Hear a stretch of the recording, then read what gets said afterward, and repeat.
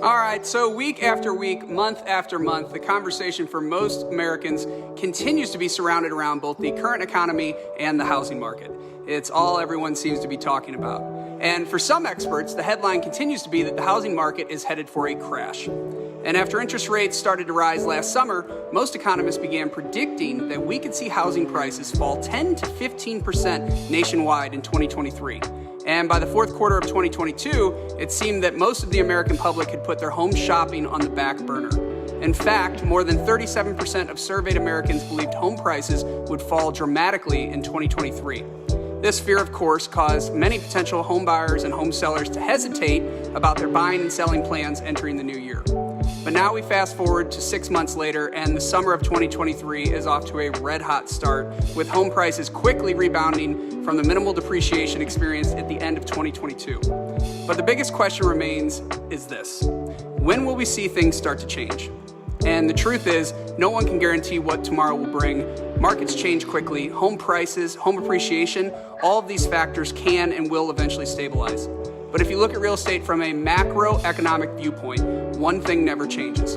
Real estate at its purest form is fueled by supply and demand. Therefore, if home inventory rises, home prices and home appreciation will begin to stabilize. But if home inventory is down or doesn't improve, home prices and home appreciation will continue to rise and stay strong. And while rising interest rates may affect buyer demand to a certain extent, that doesn't really help our housing market gain home inventory. At least not at the speed we need it to in order to balance out the market. Think of it this way.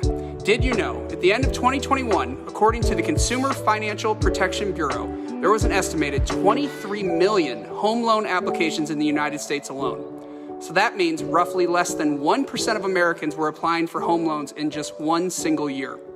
Now, some may say 1% is a very low number, but if you look at home inventory nationwide, we're still operating in an extremely tight market, as we have roughly 2 to 4 months of home inventory across the United States, depending on location.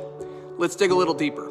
If we look at the most current projections as of June 2023, we currently have 1.4 million homes, townhomes, condos, villas for sale across the entire country. And if you look at those numbers and projections, essentially, we have roughly 20 buyers for every one home available on the market week over week.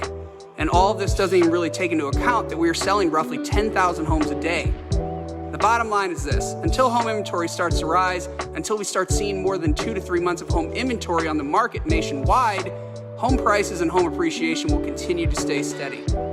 The global housing market seems to be stabilizing faster than expected despite months of rising mortgage rates. And this is why home prices are continuing to defy expectations and are continuing to rise in certain markets all across the country. So why is this all so important? The housing market continues to be, and always will be, one of the biggest drivers of our economy. And fortunately for us, the housing market is much stronger than you think. I'll catch you guys next time.